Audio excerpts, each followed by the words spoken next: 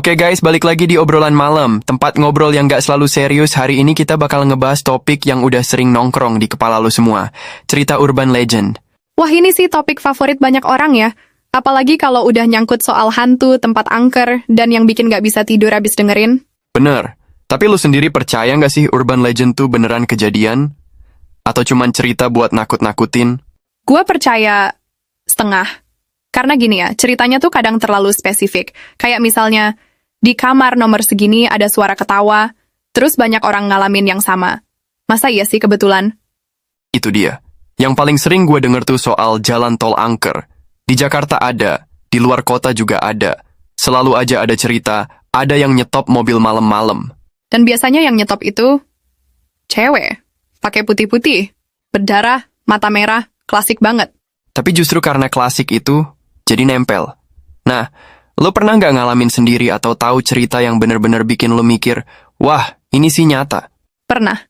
Temennya temen gue, klasik ya, katanya waktu ke kosan di daerah Jogja, itu kamarnya baru. Malam pertama tidur, dia kebangun karena kayak ada orang duduk di ujung kasur. Tapi, nggak ada suara, nggak ada bayangan. Pas pagi dicek, kasurnya beneran ada bekas duduknya. Waduh. Dan itu yang kadang bikin kita percaya ada jejak gitu loh. Iya.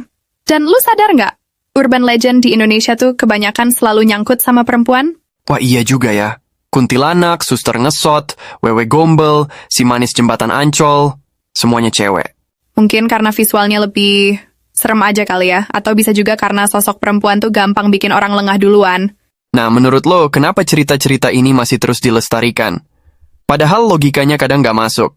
Karena kita tuh makhluk yang butuh misteri. Kalau hidup terlalu rasional, kadang malah ngebosenin. Dan ada juga unsur nostalgia kali ya. Kayak dulu kecil diceritain nenek kita, terus sekarang kita ceritain lagi ke temen. Iya.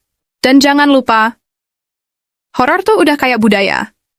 Lo ke daerah manapun di Indonesia, pasti ada cerita lokal yang unik dan angker. Kayak di Sumatera tuh ada hantu kepala babi atau Kalimantan dengan hantu tiang listrik. Mitosnya beda, tapi vibe-nya sama. Bikin bulu kuduk berdiri. Dan itu yang bikin seru. Bukan cuma serem, tapi juga kayak napak tilas budaya daerah. Oke, sebelum kita tutup, satu pertanyaan terakhir. Lu percaya nggak kalau cerita urban legend itu bisa jadi nyata karena makin banyak orang yang percaya? Percaya banget. Karena sugesti itu kuat. Kalau satu kampus bilang kamar A angker, lama-lama kamar itu bakal beneran kerasa angker.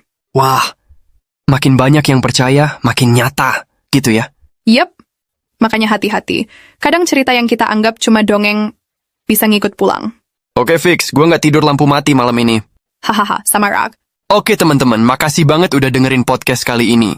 Jangan lupa follow, like, dan share kalau kalian suka. Dan kalau punya cerita horor lokal di tempat kalian, drop di kolom komentar.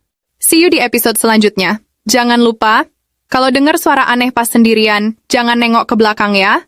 Bye semuanya, dan semoga malam kalian gak terlalu sepi.